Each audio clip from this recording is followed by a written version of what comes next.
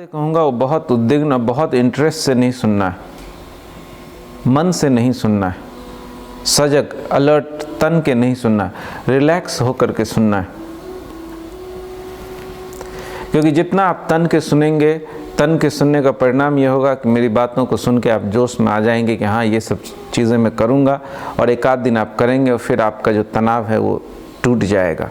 फिर वैसे कि वैसे जीवन में हम चीज़ों को समझ लेते हैं, एक आध दिन उस पर अमल करते हैं, फिर धीरे धीरे हम पुराने ढब में लौट आते हैं। इसीलिए एक तो पहली चीज़ ये समझें कि उद्विग्न होकर के, जोश में आकर के कोई भी चीज़ शुरू नहीं करना है।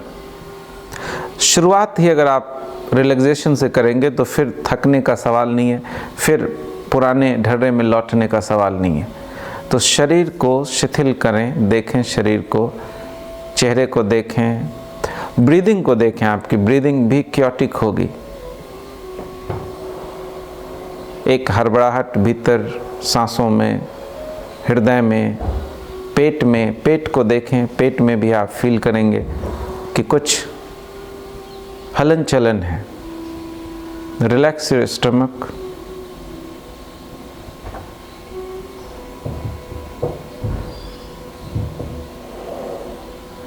फिर अपना रिसेप्टिविटी बढ़ाएं, आवाज़ों के प्रति सजग होएं जो आसपास से आती हैं। मेरी आवाज़, बैकग्राउंड में संगीत की धीमी आवाज़ है।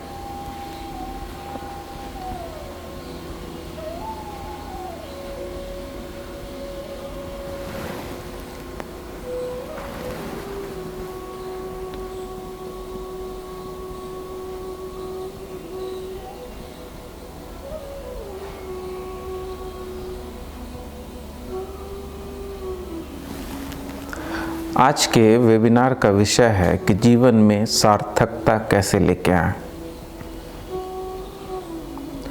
दो तीन चीज़ें हैं जिस संबंध में मैं आपसे बात करना चाहता हूं। एक यह कि विषय यह है कि जीवन में सार्थकता कैसे लेके आएं। तो सबसे पहले तो यह समझना होगा कि जीवन क्या है जिसमें सार्थकता लेके आए। किसको हम जीवन कहते हैं? आप सुबह उठते हैं,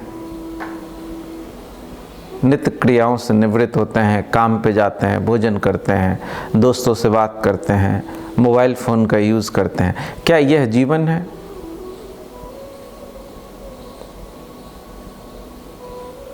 जीवन में हम जीवन को क्या समझते हैं? जीवन क्या है? वो जो करते हैं वो जीवन है या जीवन कुछ और है? अगर हम ये सारी चीज़ें ना भी करें, हम सुबह ना उठें जितने बजे उठते हैं, या मोबाइल ना यूज़ करें, ऑफिस नहीं जाएं, और बाकी की सारी चीज़ें जो हम करते हैं वो ना करें, तो क्या फिर जीवन जीवन रहेगा या जीवन नहीं रहेगा?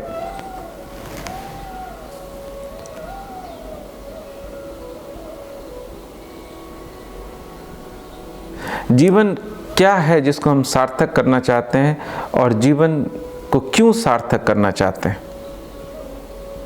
क्या हमें सच में ही ऐसा बोध है, हम अवेयर हैं कि मेरा जीवन निरर्थक है? सार्थक का अर्थ हुआ कि सही अर्थ हो जीवन का, और निरर्थक का अर्थ है कि कोई अर्थ नहीं है, बेअर्थ का जीवन हम जी रहे हैं। अर्थ क्या है जीवन का जो हम लाना चाहते हैं? अर्थ की भी समझ होनी ज़रूरी है। आपको पता होना चाहिए कि अर्थ क्या है जो लेके आना है। तो एक छोटी सी कहानी से मैं अपनी बात शुरू करूंगा। कहानी शायद आपने पहले सुनी हो, लेकिन हम कहानी को अलग ढंग से अप्रोच करेंगे। कहानी से कुछ चीज़ें क्लियर होंगी कि जीवन क्या है, जीवन का उद्देश्य क्या है, और सार्थकता, वो अर्थ क्या है जो हमें जीवन में लेके आना है। फिर जब ये क्लियर हो जाए कि वो क्या अर्थ है जो हम अपने जीवन में लेके आना चाहते हैं, तो फिर उस अर्थ तक हम कैसे पहुँचे, उसके कुछ चरणों में हम बात करेंगे, स्टेप बाय स्टेप, कैसे हम उसको हासिल कर लें। कहानी उपनिषद से है कि एक ब्राह्मण अपनी सभी चीज़ों को दान में दे रहा था, सभी चीज़ों को। पुराने भारत में ऐसी रवायत थी कि 5 साल में आप जो भी इकट्ठा करते हैं, जो भी इकट्ठा किया आपने, 5वें साल उस सबको बांट देना है। जो भी आपने धन इकट्ठा की, वस्तुएं इकट्ठा किए, जो भी आपके पास है वो सब आदमी बांट देता था। बहुत बेसिक चीज़ें अपने पास रख लेता था, कुछ कपड़े रख लेते थे, रहने के लिए जो घर था वो रख लेता था, खाने के कुछ थोड़ा बहुत 10-15 दिन चल जाए इतना अनाज रख लेता था, और बाकी जो भी है फर्नीचर है, लग्जरी के जो सामान है, गहने हैं और जो कपड़े हैं जो ज़रूरत से ज़्यादा हैं वो सब बांट देते थे। ये बहुत सुंदर प्रथा है।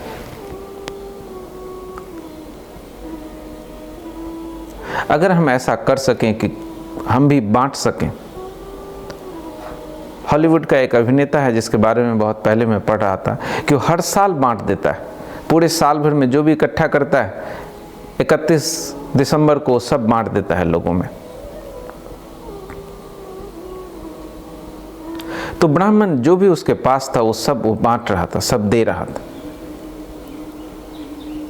उसका एक छोटा सा बेटा था, कोई 7-8 साल का।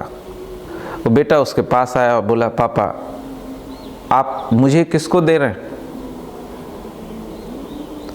मैं भी तो आपका संपत्ति हूं, मैं भी तो आपकी संपदा हूं, आप मुझे किसको दे रहे हैं? शुरू में तो पिता ने उसको इग्नोर किया कि क्या बेवकूफ़ जैसी बात कर रहा है, छोटा सा लड़का बोला मुझे आप किसको दे रहे हैं। लेकिन वो थोड़ी थोड़ी देर पे आ जाए, बोले पिताजी आप सब देते जा रहे हैं लेकिन मुझे किसको देंगे, मुझे बताएं। उस ब्राह्मण को गुस्सा आ गया, उसने उससे कहा कि मैं तुम्हें मौत को दे रहा हूं।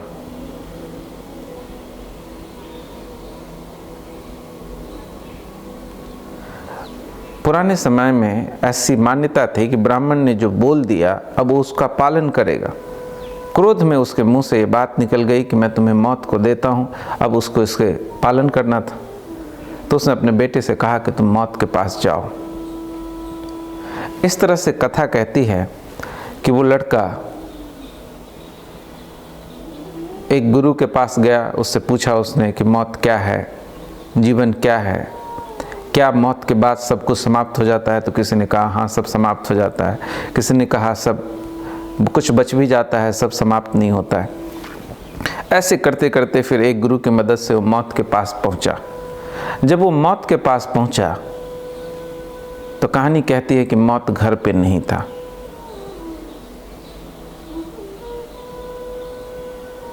यह बहुत ही प्रतीकात्मक चीज है कि जब भी जिस चीज की आप तलाश में निकलेंगे आप पाएंगे कि वो नहीं है।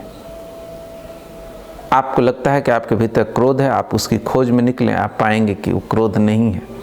अकेलापन है, लोनलीनेस है, आप उसको खोजने जाएंगे तो आप पाएंगे नहीं। ये सारी चीज़ें तभी तक है जब तक आप उनसे भागते हैं। मौत तभी तक जीवन में है जब आप उससे भागते हैं। जिस दिन आप मौत को खोजने जाएंगे आप पाएंगे कि मौत जीवन में नहीं है। कहानी कहती है कि 3 दिन बाद मृत्यु का आना हुआ। जब मृत्यु का देवता आया तो देवता ने पूछा कि कहो तुमको क्या चाहिए? तो उसने बोला मुझे मृत्यु के रहस्य को जानना है। तो मृत्यु के देवता ने बोला कि रहस्य इत्यादि की बातें छोड़ो, तुम जो चाहिए मैं तुमको दूंगा। तुम्हें जितना धन चाहिए, जितना नाम चाहिए, जितना सुख चाहिए, जितना पावर चाहिए, वो सब मैं तुमको दूंगा। लेकिन उस छोटे से बच्चे ने कहा ये सब आप मुझे दे सकते हैं, मैं ये जानता हूँ, लेकिन ये सब देंगे लेकिन आप तो सदा मेरे साथ रहेंगे, फिर मैं इसको कैसे एंजॉय कर पाऊंगा? आप मुझे संपदा दे सकते हैं, अकूत संपदा दे सकते हैं,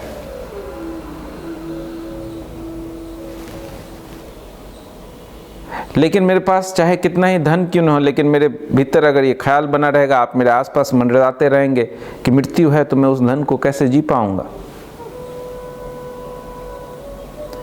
मैं कितने भी ऊंचे पद पे रहूंगा, सुरक्षा में रहूंगा, मेरे आगे पीछे गार्ड घूमेंगे, लेकिन फिर भी मौत की छाया तो मंडराती रहेगी, छाया की तरह आप तो मेरे साथ रहेंगे। तो ये सारी चीज़ें व्यर्थ हो जाएंगी, ये दे करके भी आप मुझे नहीं दे पाएंगे। इसलिए मुझे ये क्लियर करें कि मृत्यु का रहस्य क्या है। अगर आप इस कहानी को समझे तो इस कहानी में 2-3 चीज़ें हैं। सार्थक जीवन को करने का जो पहला सूत्र है वो है कि इकट्ठा ना करें जीवन में कुछ भी, क्योंकि इकट्ठा करने से ही जीवन में व्यर्थता आती। अगर आप इकट्ठा न करें, सबसे तो पहली बोध की चीज़ है कि चीज़ों को इकट्ठा न करें। ज्ञान हो, वस्तु इकट्ठा करते हैं तो उसको बांटने की हिम्मत रखें। थोड़े दिन बाद, जैसे पुरानी रवायत है कि आप उसको बांट देते हैं, आप उसको दे देते हैं। कुछ भी बोझ नहीं रखें जीवन में, क्योंकि जितना बोझ आप रखेंगे यादों की, मेमोरी की और वस्तुओं की, उतना जीवन निरर्थक होगा। जीवन की निरर्थकता का बड़े से बड़ा कारण है अतीत के बोझ को सिर पे लाद के घूमना, कि जब तक वो बोझ आपके जीवन में रहेगा तब तक जीवन निरर्थक रहेगा। और वो बोझ क्या है, इस संबंध में हम बात करेंगे। कहानी की दूसरी चीज़ है कि जीवन में अर्थ तभी आएगा जब मौत की समस्या आपके जीवन से सुलझ जाएगी। क्योंकि जब तक मौत है, आप कुछ भी जीवन में कर लें, आपका जीवन सार्थक नहीं हो सकता, क्योंकि मौत का भय मंडराता रहेगा। लोग समझते हैं कि सार्थक जीवन करने का मतलब होता है खूब पैसा कमा लो। खूब पैसा तो आप कमा लेंगे, लेकिन फिर मृत्यु का क्या करेंगे? मृत्यु की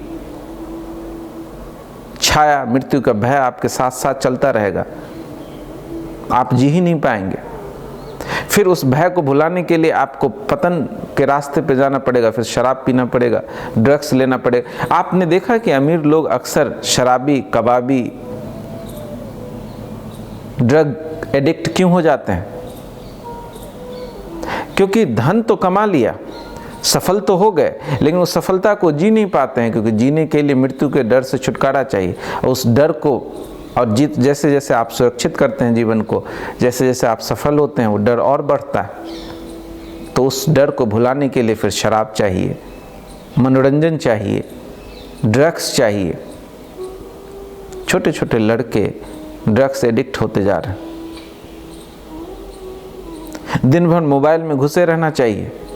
मोबाइल बड़े से बड़ा ड्रग्स है। आप ऐसा ना समझें कि जो लोग कोकीन, मॉर्फिन, हशीश इत्यादि ले रहे हैं वही ड्रग्स लेते हैं। जो मोबाइल में पूरे दिन घुसा हुआ है वो भी ड्रग्स है, क्योंकि वो भी एक एस्केप है अपने से, इस भय से। तो पहली तो चीज़ ये समझें कि आमतौर पे जिन चीज़ों को करके जीवन को सार्थक होना समझते हैं, वो चीज़ें सार्थक होती नहीं है जीवन में, क्योंकि जीवन में जब तक मौत है कुछ भी सार्थक नहीं हो सकता। तो जीवन का अर्थ है मौत की समस्या को सुलझा लेना, मौत के रहस्य को जान लेना। यह मंजिल है, इसको आप समझे कि मंजिल है, यहाँ तक पहुँचना है। फिर जब यहाँ तक पहुँचना है, फिर तभी बाकी चीज़ों की भूमिका है। दूसरा जीवन का अर्थ है कि जीवन में जॉय कैसे आए। सार्थक जीवन का अर्थ है कि आप कितने आनंदित हैं। आनंद का अर्थ होता है जॉय। धन से, पद से, बाकी चीज़ों से आप जीवन में प्लेजर को तो ला सकते हैं, लेकिन जॉय को नहीं ला सकते हैं। जॉय और प्लेजर में एक बारीक भेद है। अगर आप उसको समझ लें तो आपको समझ में आएगा कि मेरा जीवन सार्थक है या निरर्थक है। क्या है जॉय और प्लेजर? आप एक स्त्री से प्रेम करते हैं,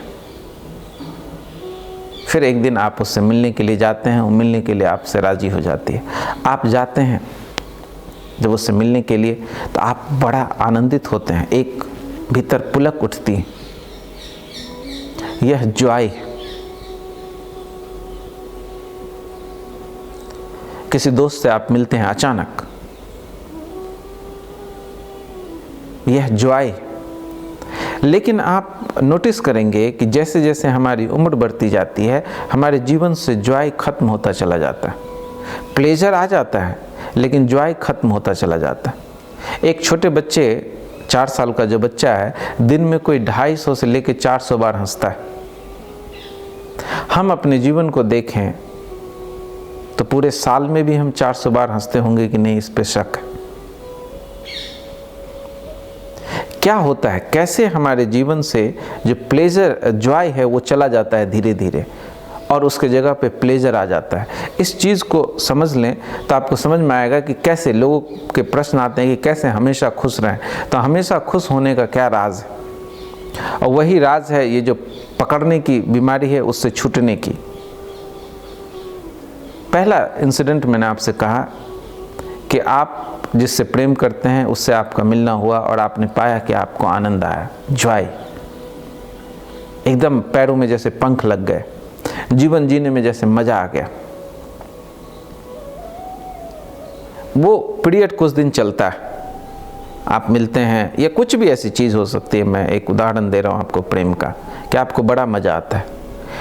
जैसे ही आप उस पीरियड में होते हैं और मान लीजिए वो ख़त्म हो गया, 2-4 दिन में वो ख़त्म हो गया, लड़की से जिससे या लड़के से मिले थे आप दूर हो गए, आपके मन ने कहा कि ऐसा आनंद मुझे फिर से चाहिए। विचार आया कि तो बड़ा मज़ा आया मुझे इसमें। विचार ने उस जॉय को प्लेजर में कन्वर्ट किया, बोला कि मुझे इसको परस्यू करना है, ये मुझे फिर चाहिए।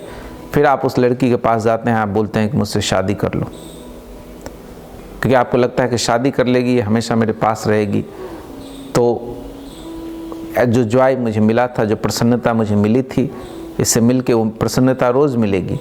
लेकिन जैसे ही आप शादी कर लेते हैं, उसको आप अपने घर में लेके आ जाते हैं, प्रसन्नता गायब हो जाती। क्योंकि मन का एक नियम है कि मन एक तो जो भी चीज़ें जीवन में होता है उसको वो विचार से एक गोल बना लेता है, और गोल बनाने के बाद उद्विग्न होता है उसको पाने के लिए, और जैसे ही पाता है वो उससे ऊब जाता है। इसीलिए जैसे जैसे आदमी बूढ़ा होता है वो ऊबता जाता है, ऊबता जाता है, ऊबता जाता है, और वो डल होता जाता है, क्योंकि प्लेजर का परस्यूट आपके ब्रेन को डल करता है। आपकी जो मेमोरी है अनुभवों की, कि मेरे को ऐसा किया था तो अच्छा लगा था, ऐसा फिर से करना है, ये मेमोरी आपके पूरे जीवन को डल कर देती है। इसीलिए आप आनंदित नहीं हो पाते। रिलिव करने की जो डिज़ायर है, जो चीज़ एक बार आप जीवन में जी लेते हैं उसको दोबारा जीने का जैसे ही ख्याल, और ख्याल की वजह से मान लीजिए आपको कहीं पे गए घूमने के लिए, आप मनाली गए घूमने के लिए, आपको अच्छा लगा घूमने में,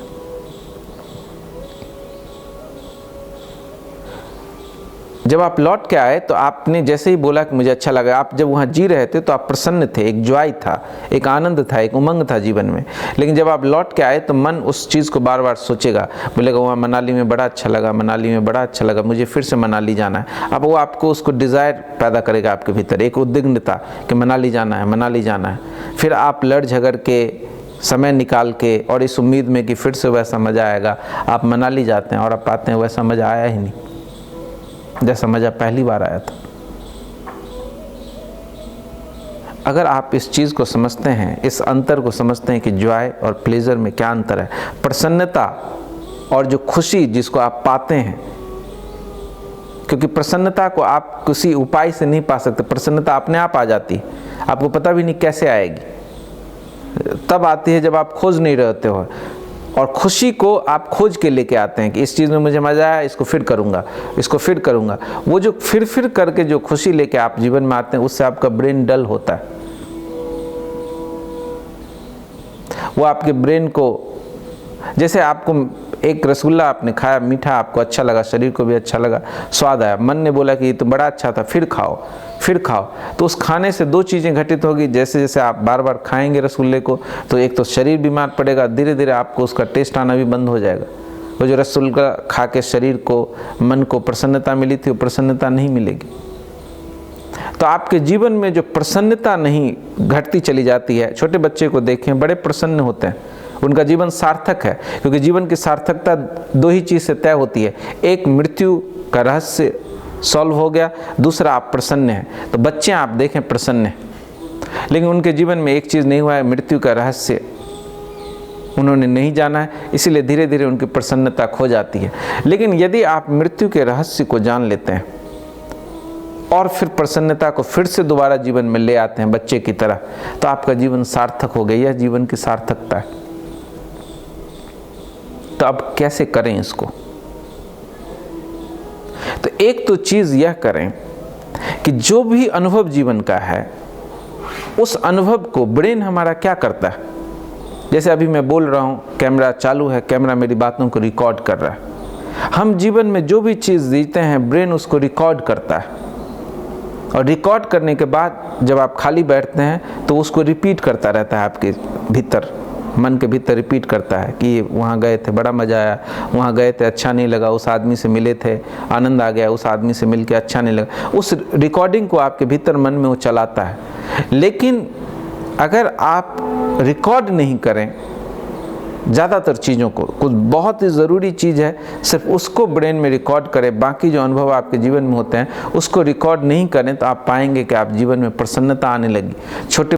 फिर से आप तितलियों के पीछे भागने लगे, फिर से आप खुले आसमान के नीचे लेटने लगे, फिर से हवाओं का संस्पर्श आपको आंदोलित करने लगा। क्या ऐसा संभव है? ऐसा बिल्कुल संभव है। ऐसा संभव है तब जब भी अनुभव कर रहे हैं। मान लीजिए आप पहाड़ को देख रहे हैं, ये छोटा सा प्रयोग है, सूक्ष्म चीज़ आपको कह रहा हूँ। पहाड़ को आप देख रहे हैं और पहाड़ को देखते ही आपको मज़ा आ गया। पहली बार आपने मनाली का या सिक्किम का पहाड़ देखा, आप आनंदित हो गए, आपका मुंह खुल गया आनंद से, अवाक हैं आप। उस समय आपका पूरा ध्यान पहाड़ी पे है, लेकिन तभी आपका मन रिकॉर्ड करना शुरू कर दिया कि बड़ा अच्छा है, बड़ा मज़ा आ रहा है, तो बड़ा सुंदर है, उसकी रिकॉर्डिंग मन ने शुरू कर दी। अगर आप उस समय पहाड़ी को देख रहे हैं, उसी समय अपने मन को भी थोड़ा देख लें और आप सजग हो जाएं कि मन क्या कर रहा है। उस सजगता में मन रिकॉर्ड नहीं कर पाएगा, और अगर मन रिकॉर्ड नहीं करता है तो फिर वो रिपीट नहीं करेगा, फिर से वो डिमांड क्रिएट नहीं करेगा कि मुझे फिर से ऐसा चाहिए। और डिमांड नहीं क्रिएट करेगा तो छोटी छोटी चीज़ें जीवन में आपको खुशियाँ देने लगेगी। पति पत्नी के बीच में शाश्वत लड़ाई चलती है कि पहले तो तुम ऐसे थे, अब ऐसे नहीं हो। शुरू के दिनों की मन डिमांड करता रहता है कि फिर से वैसा हो जाए, फिर से वैसा हो जाए, और इस चक्कर में ब्रेन डल होता है। अगर फिर से उसको आप दोबारा आयोजन करके करते हैं तो वो बात नहीं होती है, और उस करने में ही आपका ब्रेन डल होने लगता है। यही कारण है कि जीवन जैसे जैसे लोग जीना शुरू करते हैं उनको लगता है कि जीवन बोझ होता गया, फिर आत्महत्या का ख्याल आता है, फिर मनोरंजन करके अपने को बहलाना पड़ता है, फिर नशा करना पड़ता है।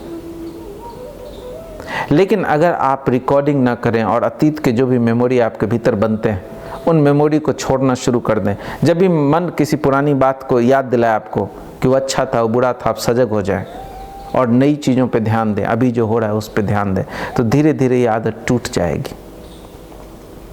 अतीत का बोझ उतरना बहुत ज़रूरी है वर्तमान में प्रसन्न होने के लिए।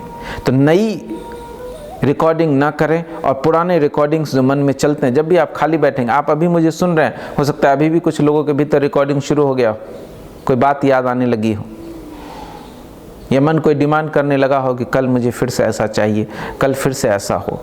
यह सजगता जैसे जैसे जीवन में आएगी, आपके जीवन में प्रसन्नता आएगी, सार्थकता, अर्थ आना शुरू होगा। पहला अर्थ प्रसन्नता है। दूसरा अर्थ है कि जीवन के रहस्य को, मृत्यु के रहस्य को जान लेना। मृत्यु के रहस्य तक की बात हम आगे करेंगे। फिर कुछ जड़ नियम है जो मैं आपको देना चाहता हूँ। ये चीज़ समझ ले पहले कि मैंने क्या कहा। यह समझने के बगैर इसको समझे कि what is the difference between pleasure and Joy. Pleasure pursuit से आप लेकर के आते हैं, आयोजन से लेके आते हैं। जॉय अनायास आता है, और तब आता है जब आपका मन अतीत के जो यादें हैं विस्मृत हो चुका है। आप कोई भी याद अपने भीतर होल्ड नहीं करते हैं, जीवन को अनुभव जीते हैं और आगे बढ़ जाते हैं। आप एक बहुत सुंदर होटल में गए, बड़ा सुंदर होटल था, बड़ा अच्छा घर था, आपने उसको जी लिया और आगे बढ़ गया। आपने मन को ये डिज़ायर क्रिएट नहीं करने दिया कि काश इसमें फिर से मैं आ पाता, ये ऐसा मेरा घर होता, ये ऐसी चीज़ें बार बार मेरे जीवन में हो, बार बार मैं यहाँ ठहरूं।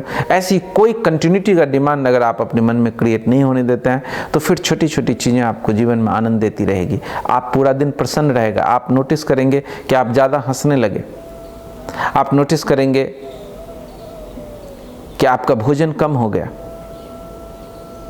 अभी मैंने शिविर किया तो शिविर के बाद बहुत से लोगों के मुझे मैसेज आया कि खाने का मन ही नहीं करता, भोजन कम हो गया, क्योंकि प्रसन्नता से चित्त भरने लगा। भीतर जब खालीपन होगा तो फिर तो ही मोबाइल देखने का मन करेगा, तो ही फिल्म देखने का मन करेगा। आप ऐसा प्रयोग करके देखें, जब भी आप प्रसन्न होंगे, आपको बोला जाए फिल्म देखने के लिए, आपको देखने में मज़ा नहीं आएगा, क्योंकि भीतर खाली हो तो आप दृश्यों से भरते हैं, इमोशन से अपने को भरते हैं, भोजन से अपने को भरते हैं भीतर। लेकिन अगर आप प्रसन्न हो तो इस तरह की बेवकूफ़ी में आप नहीं पड़ेंगे। तो एक्युमुलेशन और एक्वायर नहीं करना है। आप एक चीज़ समझें कि एक्युमुलेट नहीं करना है, ये जो रिकॉर्डिंग करनी है और रिकॉर्ड नहीं करना है, और जो चीज़ें आपने इकट्ठा कर ली हैं उसको छोड़ने की हिम्मत धीरे धीरे पैदा करें अपने भीतर। जो चीज़ आपको प्रिय है, एक आपके अंदर हिम्मत होनी चाहिए, समझ होनी चाहिए कि वो दे दे। क्योंकि जैसे ही आप मलकियत किसी चीज़ पे बना लेते हैं, वो आपको जॉय देना बंद कर देता है। तो इकट्ठा ही इस भाव से करें कि इसको दे देना है। ऐसा अगर आप नियम बना सकें कि जो भी चीज़ मैं खरीद रहा हूँ मुझे 5 साल में या साल में 2 साल में किसी न किसी को दे देना है, तो आपकी मलकियत पूरा नहीं हो पाएगी, वो चीज़ बोझ नहीं बनेगा, वो चीज़ जॉय देगा। मान लीजिए आप कोई वस्तु लेकर के आए जो आपको बड़ा प्यारा है, मोबाइल लेके आए या आप कैमरा लेके आए, आपको बड़ा मज़ा आता है उसमें, लेकिन जैसे ही खरीद के लेके आए आप, जब तक आपके पास नहीं था, किसी दोस्त से लेके आपने कैमरा फोटोग्राफी की, आपको बहुत आनंद आया, लेकिन आप खरीद के लेके आए, 2-4 दिन आप फ़ोटो खींचेंगे, फिर कैमरा धूल खाता रहेगा। लेकिन अगर आपके भीतर ये ऐसा ख्याल हो कि कैमरा मुझे 1 साल बाद बांट देना है, तो फिर वो धूल नहीं खाएगा, आप 1 साल तक उसको यूज़ करेंगे और उस कैमरे से आपको आनंद मिलेगा।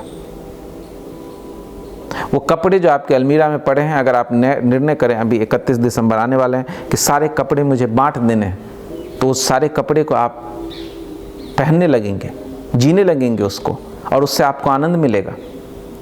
और नए कपड़े इकट्ठा करने की वासना भी आपके भीतर नहीं बनेगी। नहीं तो मन ऐसा करता है, मेरे एक मित्र हैं, हर कुछ दिन पे अमेज़ोन से किताबें मंगा लेते हैं। मैंने एक दिन उनसे पूछा कि इतनी किताबें हैं फिर भी तुम नहीं मंगाते जा रहे हो, पढ़ोगे कब? तो बाद में पढ़ेंगे। ज़रूरत से ज़्यादा चीज़ों को इकट्ठा हम करने लगते हैं, और ध्यान रहे ज़रूरत से ज़्यादा चीज़ों को इकट्ठा करना ही पाप है। तो कुछ जड़ नियम मैं आपको देता हूं। उसमें से पहला जड़ नियम यह है कि रोज सुबह ब्रह्म मुहूर्त में उठें, 5 बजे, 5 से सारे, ये जड़ नियम मैं आपको दे रहा हूं, इसको करना ही करना है। इससे क्या होगा इस चक्कर में नहीं पड़ना है, ये अच्छा होगा बुरा होगा, यह नियम, क्योंकि जो बातें मैं आपको कह रहा हूं, जो जिस रहस्य तक पहुंचने की हमारी कोशिश है, उस रहस्य तक पहुंचने के लिए जड़ नियम का कुछ जड़ नियम होने ज़रूरी हैं। अगर सिर्फ अवेयरनेस पे सब कुछ मैं छोड़ दूंगा तो आप कुछ भी नहीं कर पाएंगे। कुछ चीज़ें एकदम जड़ता के साथ बांध लें कि मुझे 5 से 5:30 के बीच में उठ जाना है। पहला जड़ नियम, ये रिकॉर्डिंग्स आप सबको मिल जाएंगी, आप इसको बार बार इस रिकॉर्डिंग को सुने, क्योंकि जो पुरानी मन की आदत है, जो हैबिट एनर्जी है, उसको तोड़े बगैर आप कुछ भी सार्थक नहीं कर सकते। मेरी बातें आप सुन लेंगे, फिर से वही का वही जीवन का ढर्रा आपका चलता रहेगा। इतना जीवन निरर्थक चला, आज आप सब यहाँ इकट्ठे हुए हैं तो जान ले कि आपके जीवन में सार्थकता नहीं है, लानी है। तो इतना जीवन निरर्थक चला गया, आगे भी निरर्थक ना हो, इसके लिए कुछ जड़ नियम। फिर समझ की बात है, समझ बाद में, क्योंकि जड़ नियम के बगैर समझ भी नहीं सकते आप, क्योंकि सिर्फ समझ की बात उसी से की जा सकती है जैसे नृत्य का टेक्निक उसको सिखाया जा सकता है जिसके दोनों पैर हैं। अब कोई बगैर पैर वाला आएगा तो उसको पैर देना पहले ज़रूरी है, फिर नृत्य नाचने का तरीका सिखाना होगा। तो ये समझ की बात तब जब आपके जीवन में ये कुछ जड़ नियम हो। पहला जड़ नियम कि सुबह 5 बजे उठना है, 5 से 5:30, क्योंकि 5:30 के बाद आप जितनी देर भी सोते हैं आप शरीर को सिर्फ नुकसान पहुंचाते हैं। दूसरा कि उठने के बाद नित्य क्रियाओं से निवृत्त होकर के आधे घंटा 35 मिनट आप योगासन करें, सीख लें योग अगर आप नहीं जानते हैं तो, और 20 से 25 मिनट आप प्राणायाम करें। यह 2 चीज़, उठना उसके बाद योग प्राणायाम, इसको ऐसे कर लें जैसे आप रोज़ भोजन करते हैं, रोज़ स्नान करते हैं, इसको जीवन का हिस्सा बना लें। इसके बाद बातचीत करेंगे आगे की। इतना ये बेसिक रिक्वायरमेंट है, क्योंकि ये पहला शुरुआत अगर आप दिन की अच्छा नहीं करेंगे, क्योंकि एक दिन को सार्थक करना है, ये टॉपिक गलत है कि सार्थक जीवन को कैसे बनाए, जीवन इत्यादि को सार्थक नहीं बनाना है, एक दिन को सार्थक बनाना है, क्योंकि हमें एक बार में एक दिन मिलता है। एक दिन आपका सार्थक हो गया तो दूसरा भी हो जाएगा, तीसरा भी हो जाएगा, चौथा भी हो जाएगा, 5वां भी हो जाएगा। तो पहला नियम कि सुबह 5 बजे उठें। दूसरा नियम, योग प्राणायाम करें, योग भी प्राणायाम भी। अब मैं इस व्याख्या में नहीं जाऊंगा कि योग क्यों ज़रूरी है, प्राणायाम क्यों ज़रूरी है, क्योंकि फिर इतना समय नहीं। आप इसको जड़ता से पकड़ लें, कभी इसकी सार्थकता, इसकी महत्ता इत्यादि के बारे में बात करेंगे। तीसरा जड़ नियम कि रोज़ ऐसे तैयार होकर के बैठे जैसे आपका ये आखिरी दिन है। रोज़ अपना सबसे बेहतर कपड़ा जाएं, नहाने के बाद जो बेस्ट आपके कपड़े हैं ऐसे तैयार हो जाएं, उसको पहन लें जैसे आज आपका दिन सबसे जीवन का सुंदर दिन है। ये आपके जीवन का एकदम उत्तम दिन है। फेस्टिवल आज ही है। एकदम से अपने आप को अप टू डेट कर लें। भले ही कहीं नहीं जाना हो, पूरा दिन घर पे बैठना हो, भले, लेकिन आप ऐसे तैयार हो जाएं जैसे कि कोई मिलने आने वाला है, कहीं आपको जाना है। ये आज का दिन बड़ा इंपॉर्टेंट है। ये बड़ा साइकोलॉजिकल असर डालेगा आपके जीवन में। जय कृष्णमूर्ति घर पे भी रहते थे, कहीं भी नहीं जाते। आप कभी भी उनसे मिलने के लिए जाएं, आप हमेशा उनको तैयार पाते, उनके घर को हमेशा तैयार पाते।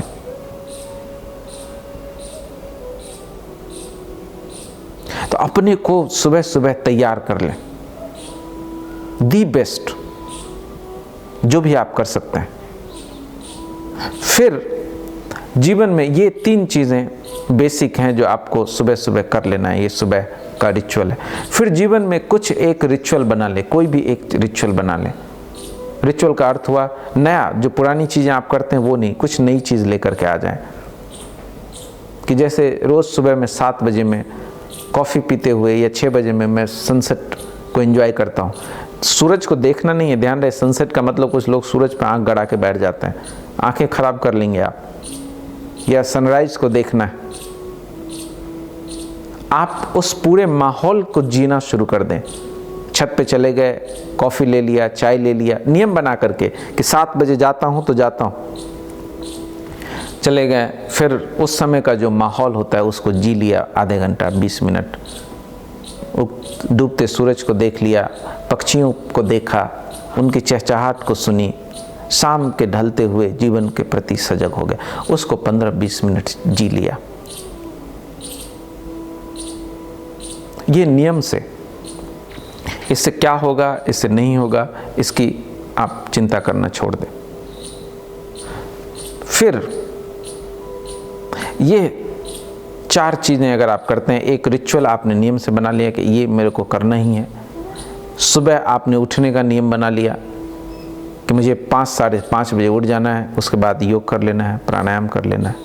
फिर दूसरा मैंने आपको सटल चीज़ बताई कि आपको प्रयोग करने कि मेमोरी का जो काम आपके भीतर जो रिकॉर्डिंग चलता है, उस रिकॉर्डिंग के प्रति सजग रहना है। नई रिकॉर्डिंग्स नहीं बनाने, नए रिकॉर्डिंग्स जो हो रहे हैं, आप जो भी अनुभव करें, अभी आप मुझे सुन रहे हैं, अगर आपको अच्छा लग रहा है तो मन डिमांड करेगा कि इसको बार बार सुनना है, ऐसा और हो, ऐसी चीज़ें और जीवन में आए। इस चीज़ के प्रति सजग हो जाना है कि ये इसको देखना है, इसको अवेयर, इसको भी एक्सपीरियंस का हिस्सा बना लेना है कि जब मैं ये चीज़ एक्सपीरियंस कर रहा हूँ, जीवन का मन मेरा इस तरह से क्रिएट कर रहा है। इसको कंटिन्यूटी नहीं करना है, किसी भी चीज़ की जिद पे नहीं आ जाना है कि ऐसा मुझे जीवन में चाहिए, यह तो जीवन में होना ही चाहिए। अब है, इससे आपके जीवन में प्रसन्नता आएगी, जो जीवन की पहली सार्थकता है। ध्यान रहे, सार्थकता का अर्थ धन कमा लेना नहीं है, पद पे पहुंच जाना नहीं है, क्योंकि इन सब चीज़ों के पीछे मृत्यु का भय हमेशा आपके जीवन में बना रहेगा। और मृत्यु जब तक जीवन में है, कोई भी चीज़ आप एंजॉय नहीं कर सकते। मैं बहुत इस देश के बड़े से बड़े अमीर को जानता हूँ, व्यक्तिगत रूप से जानता हूँ, और मैं उनकी स्थिति को भी जानता हूँ। सब कुछ रहते हुए भी उनके पास कुछ नहीं है, क्योंकि वो उसको भोग नहीं सकते, क्योंकि मृत्यु का भय उनके भीतर हमेशा बना है। तो प्रसन्नता, और प्रसन्नता भी नहीं है, क्योंकि जो इतना इकट्ठा कर लिया उसको संभालने में ही इतनी चिंता करनी पड़ती है, इतनी व्यस्तता हो गई है कि प्रसन्नता तो दूर की बात होगी। क्योंकि जैसे जैसे सामान बढ़ेगा, उसको संभालना, उसके रख रखाव, उसके देख रेख में आपका सारा जीवन नष्ट हो जाएगा। इसीलिए कोई भी चीज़ लेने से पहले अपने आप से कहें कि ये मैक्सिमम 5 ईयर्स रखें कि 5 साल में मैं इसको दे दूंगा किसी को। महंगी से महंगी गाड़ी ले रहे हैं, लेते समय देख लें कि 5 साल में दे दूंगा। पैसा कमा रहे हैं, इकट्ठा कर रहे हैं, विदिन 5 ईयर्स मुझे खर्च कर लेना है। आप अपने पे नहीं खर्च कर पाए तो अपने घर वालों पे कर दीजिए, घर वालों पे नहीं कर पाए तो किसी और को दे दीजिए। तो आपका इंटेलिजेंस हमेशा अलाइव रहेगा, क्योंकि जैसे ही आप बहुत ज़्यादा सुरक्षा जीवन में इकट्ठा कर लेंगे, आपका इंटेलिजेंस मरने लगेगा, आप एकदम डल होने लगेंगे। प्लेजर और जो कंफर्ट है जीवन में, प्लेजर की खोज, कंफर्ट की खोज आपके ब्रेन को डल बनाता है। और यही होता है, जैसे जैसे आप देखते हैं, आप बड़े होते जाते हैं, जिनके पास कुछ नहीं है, छोटे छोटे बच्चे आनंदित रहते हैं, बड़े लोग जिनके पास सब कुछ है मुँह लटकाए बैठे रहते हैं। तो एक्युमुलेशन से बचना है, रिकॉर्डिंग्स नहीं करनी है, और ये ब्रह्म मुहूर्त में उठना, योग प्राणायाम, और एकदम सुबह तैयार हो जाना। और फिर एक चीज़ मैंने बताया कि एक रिचुअल बनाना। अब 2-3 और सूक्ष्म चीज़ें हैं जो आपको करनी है। उसमें से एक है कि रोज लिखें आप जीवन कैसे जी रहे हैं, आपका जीवन कैसा चल रहा है, आज का दिन कैसा गया। इस चीज़ को रोज लिखें, अपने इनर थॉट्स को, अपने आउटर सिचुएशन को, प्रकृति को, जहाँ बैठे हैं वहाँ का नेचर कैसा है। यह आपके परसेप्शन को इंक्रीज करेगा। अगर आपके जीवन में समस्या है कि किसको लिखें, तो आप मेरा मेल आईडी ले सकते हैं, मुझे मेल कर दें कि आपका जीवन कैसा चल रहा है। ब्लॉग बना लें, क्योंकि शुरू में एक प्रोत्साहन चाहिए कि मैं जो लिख रहा हूँ कोई पढ़े, किसी को बताना हो। जैसे मैं जब लिखता हूँ तो मैं ऐसे नहीं लिख सकता, मुझे ऐसी इमेजिनेशन करनी पड़ती है कि मैं किसी से कह रहा हूँ, किसी को सामने बैठा है, मैं उससे बोल रहा हूँ, तो ही मैं लिख सकता हूँ। तो लिखें, लिखने से आपके जो ब्रेन फॉग की समस्या है जीवन में, जो आप ठीक से सोच नहीं पाते, क्लियरिटी नहीं है, वो जीवन में क्लियरिटी आती जाएगी। और एक आखिरी चीज़ है जो कि आपको करना है जीवन को सार्थक बनाने के लिए, वो है मौन ऑब्जर्वेशन। मैंने कहा मृत्यु के रहस्य को जानना, मृत्यु से कैसे हम पार हों। उसके लिए दिन में 40 मिनट या 1 घंटे का ऐसा समय चुनें जिसमें मौन होकर के भीतर और बाहर की दुनिया को ऑब्जर्व करें। मौन होकर ऑब्जर्व करने का क्या मतलब है? चुप मुंह बंद करके ऑब्जर्व करना नहीं। मौन होकर ऑब्जर्व करने का मतलब है कि जब आप पेड़ को देख रहे हैं तो उस समय आपके भीतर जो रिएक्शन चल रहा है आप उसको भी देखें, और धीरे धीरे रिएक्शन शांत होगा और सिर्फ आप पेड़ को ऑब्जर्व कर पाएंगे। अगर आप किसी भी चीज़ को ठीक से ऑब्जर्व कर पाएँ तो ऑब्जर्वेशन में एक घटना घटती है। मान लीजिए आपको इनर चीज़, आउटर को छोड़ दें, इनर को लेते हैं। आपके भीतर अकेलेपन का भय है, अकेलापन महसूस हो रहा है आपको। आप आंख बंद कर लें और देखें कि अकेलापन क्या है। हम अकेलापन महसूस करते हैं तो क्या करते हैं? सीधे ही भागते हैं उससे, टीवी खोल के बैठ जाते हैं, मोबाइल लेके बैठ जाते हैं, दोस्तों से मिलने चले जाते हैं, उसको छूते ही नहीं, उसको फेस ही नहीं करते, क्योंकि ये ख्याल है कि अकेलापन है, उस बेचैनी से हमको छुटकारा पाना है। हम कभी उसको फेस नहीं करते। लेकिन अगर आप उसको फेस करेंगे तो एक बहुत ही हैरानी की चीज़ घटेगी। आप बैठ जाएं और देखें कि अकेलापन क्या है। आप अकेलेपन में उतरें, डूबें, एकदम फेस टू फेस कन्फ्रंट करें उसको, ये क्या है जिससे मैं बचना चाह रहा हूँ। और अकेलापन कोई भी व्यक्ति महसूस कर सकता है, पत्नी है, बच्चे हैं, धन है, परिवार है, और एक रात में आपकी आँख खुली 4 बजे में, 3 बजे में, और अचानक आपको लगेगा अरे मैं अकेला हूँ, भय पकड़ेगा। उस अकेलेपन से बचने के लिए हम फिर 25 चीज़ें करने लगते हैं। लेकिन उस समय आप अगर उसमें उतरें तो आप बहुत हैरान होंगे। आप ऐसा नहीं लगेगा कि अकेलापन है और आप हैं, आप अकेलापन हो जाएंगे। कोई ऑब्जर्वर नहीं रह जाएगा, फिर सिर्फ अकेलापन रहेगा आप में, और अकेलेपन में कोई अंतर नहीं रहेगा। आप अकेलापन बन जाएंगे, और जैसे ही आप अकेलेपन के साथ एक हो गए, आप सिर्फ उसको जान रहे हैं, कोई ओपिनियन नहीं, कोई रिएक्शन नहीं, कोई एस्केप नहीं, आप पूरा उसमें उतर गए, तो एक बड़ी हैरानी की घटना घटेगी। वो अकेलापन ट्रांसफॉर्म हो जाएगा, रूपांतरण घटित हो जाए, वो ऊर्जा इंसाइट में कन्वर्ट हो जाएगी। और जैसे ही कोई ऊर्जा इंसाइट में कन्वर्ट होगी, आपके ब्रेन सेल्स बदलने लगेंगे, और आपको पहली बार पता चलेगा कि आपकी मृत्यु हो नहीं सकती। जैसे एक पेड़ को लीजिए, अगर आपको इमोशन सटल लगता है, आप पेड़ को देखना शुरू करिए। 40 मिनट में कह रहा हूँ कि दिन का 40 मिनट साइलेंट ऑब्जर्वेशन के लिए ऑब्जर्व करें हर चीज़ को। बैठ गए, एक पेड़ को ही ऑब्जर्व कर रहे हैं, किसी पक्षी को ऑब्जर्व कर रहे हैं, आप चुप होकर के उसको देख रहे हैं। उसको देखते समय आप अपने भीतर के विचार को भी देख रहे हैं कि रिएक्शन आ रहा है कि पेड़ है। थोड़ी देर आएगा, कुछ दिन, 2-4 दिन आपको ये सब आएगा।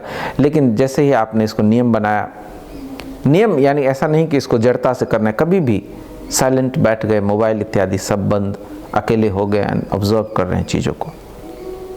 तो जब आप पेड़ को ऑब्जर्व करने जाएंगे तो एक बड़ी आश्चर्य की घटना घटेगी, और एक क्षण के, एक बार भी अगर आपके जीवन में घटना घट गई तो मृत्यु का भय चला जाएगा।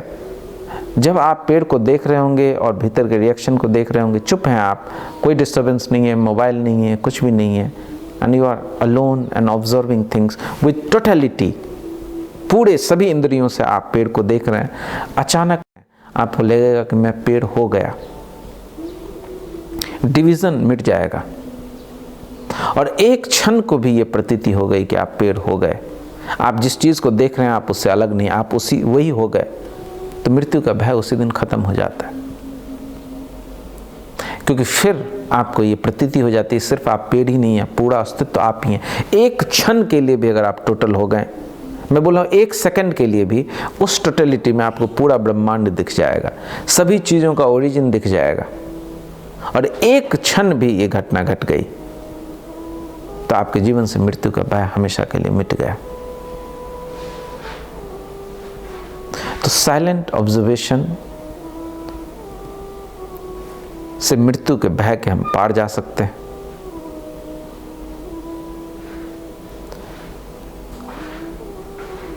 रिकॉर्डिंग्स और बाकी चीज़ें जो मैंने बताएं, उससे जीवन में प्रसन्नता आएगी।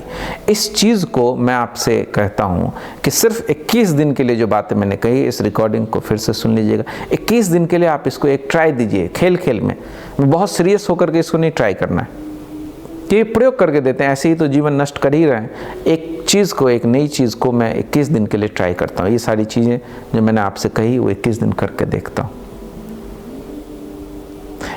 आप पाएंगे इतने साल के जीवन, किसी ने मुझे कल ही मैसेज किया कि ऐसा लग रहा है सतयोग कर रहे हैं, वो 6 दिन में से कर रहे हैं, इससे पहले कोई और ध्यान विधि कर रहे थे, कि ऐसा लग रहा है कि इस 6 दिन में पहली बार जीवन में यही 6 दिन मैंने जिया है, इससे पहले का पूरा जीवन मेरा व्यर्थ गया। अभी तक जो जीवन का बोझ है आपके सिर पे, वो बोझ उतर जाएगा, आप एकदम बिल्कुल नए हो जाएंगे, ताज़े हो जाएंगे। 5 मिनट सतयोग कर लेते हैं, उसके बाद जिन मित्रों के प्रश्न होंगे हम उन पे चर्चा कर लेंगे। शरीर को स्थिर करके बैठ जाएं। शरीर को देखें कि शरीर में बेचैनी है और भाव करें कि शरीर शांत हो रहा है, शरीर स्थिर होता जा रहा है।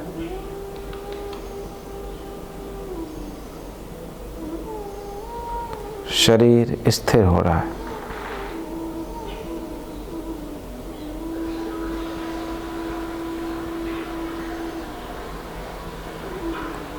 शरीर स्थिर हो रहा है। श्वास को देखें कि श्वास कैसे चल रही है।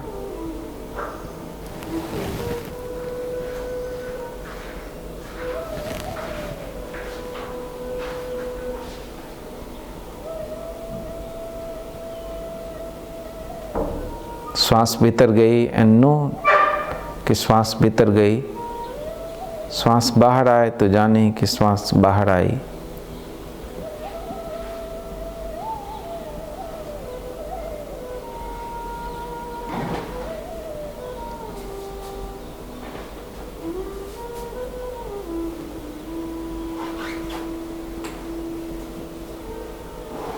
फिर देखें कि कैसी श्वास भीतर जा रही है, शॉर्ट ब्रीथ, लॉन्ग ब्रीथ, गहरी श्वास है या छोटी श्वास है।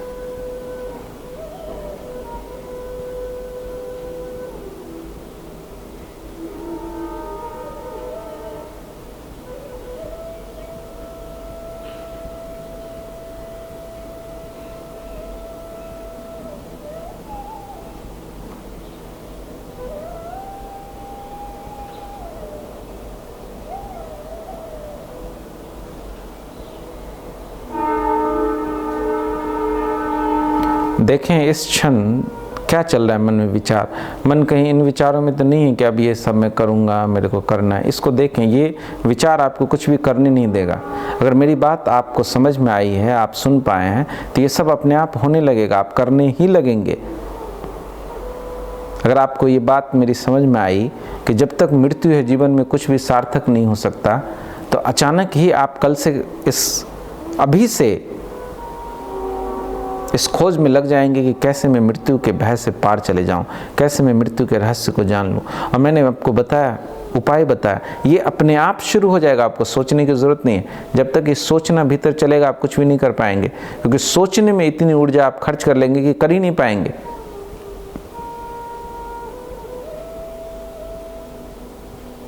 तो भीतर के विचार को देखें, क्योंकि इतने दिन अभी तक इसके पैटर्न को देखें। कोई भी बात आप सुनते हैं, आप एकदम निर्णय ले लेते हैं, रीढ़ सीधी खड़ी कर लेते हैं, अब मेरे को ये करना है, और 2-4 दिन आप कर भी लेते हैं, 2-4 दिन मन बड़ा सहयोग देगा आपको, लेकिन फिर 5वें दिन। इसलिए इस चीज़ को देखें, उस छोटे से बच्चे की बुद्धिमत्ता को देखें कि मृत्यु उससे कह रहा है कि तुम सब कुछ दे दोगे मुझे, लेकिन तुम जब तक रहोगे मेरे साथ तब तक मैं कैसे उसको जी पाऊंगा। आप देखें अभी तक जीवन निरर्थक क्यों है आपका, क्योंकि आप कुछ भी जी नहीं पाए, क्योंकि मौत का भय हमेशा पीछे पड़ा हुआ है। जरा आप कुछ भी एंजॉय करने के लिए बैठते हैं, कोशिश करते हैं जीवन को जीऊं, कि मृत्यु की काली छाया आपके सिर पे मंडराने लगती है, भय सताने लगता है, कहीं मैं न मर जाऊं, घर वाले न मर जाएं, बीमार न पड़ जाएं, बुढ़ापे का भय पकड़ लेता है। जरा खुशी का मौका हुआ कि मृत्यु। तो इससे बाहर निकले बगैर जीवन में कोई अर्थ नहीं आ सकता, और जीवन में प्रसन्नता नहीं है तो जीवन ऐसे भी व्यर्थ जा रहा है। प्रसन्न व्यक्ति मृत्यु के रहस्य तक बड़ी आसानी से पहुंच सकता है। तो पहली चीज़ जीवन में प्रसन्नता लाएं, और दूसरी चीज़ मृत्यु को जानने की कोशिश करें, और कुछ सार्थकता नहीं है। और आप जो भी कर लेंगे, मैंने सभी तरह के लोगों को देखा है, पावरफुल लोगों से मेरा संपर्क है, पैसे वालों लोगों से, प्रसिद्ध लोगों से, सबका जीवन व्यर्थ और निरर्थक है। अमिताभ बच्चन इतनी उम्र हो गई, उनके ब्लॉग में मैं एक बार पढ़ रहा था कि उन्होंने बोला कि मैं संडे को जब लोग मुझसे मिलने आते हैं तो अपने आईने में अपने को देखने जाता हूँ बाहर निकलने से पहले, और मेरे भीतर एक डर रहता है कि कल ये लोग नहीं आएंगे तो क्या होगा। 70 साल का आदमी इसी डर में जी रहा है कि कल ये आएंगे कि नहीं आएंगे। उनके जीवन का अर्थ लोगों पे निर्भर है, लोग नहीं आएंगे तो उनका जीवन जैसे व्यर्थ हो जाएगा। एक से एक लोगों के जीवन को मैंने निरर्थक देखा है, क्योंकि सबके जीवन में मौत तो है ही। तो जीवन में अर्थ अगर लाना हो तो मौत के रहस्य को जानना है, और जीवन में कुछ भी हो जाए प्रसन्न रहना है। लेकिन प्रसन्न आप तभी रह सकते हैं जब वो लोड कम हो। तो मैंने जो बातें आपसे कही, इसको दोबारा सुनिएगा, तिबारा सुनिएगा, और इसको जीवन में जैसे ही समझ में आएगी ये बातें जीवन में आएंगी। जड़ नियम को तो आज से ही साधना शुरू कर दें, बाकी चीज़ें आपके जीवन में धीरे धीरे आनी शुरू हो जाएंगी। जिन मित्रों के भी कोई प्रश्न है वो पूछ सकते हैं।